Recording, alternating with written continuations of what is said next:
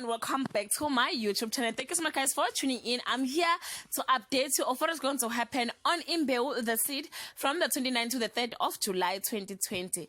On Monday, a deadly game of Russian roulette put Ngolosi and Pranav in a tight spot. Will either of them survive this?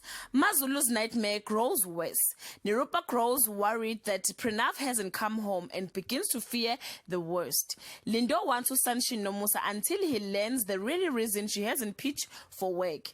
On Tuesday, Ngolosi returns home and his disappearance remains a mystery to his family. Nirupa calls the police that Pranav has not come home. Nomusa's friends are worried about her and discuss how to support her. On Wednesday, Ngolosi's guilt consumes him as he suffers nightmares. Mazulu places Phakade in a position that put his marriage at risk. The missing black bra, could the culprits become a Donzela?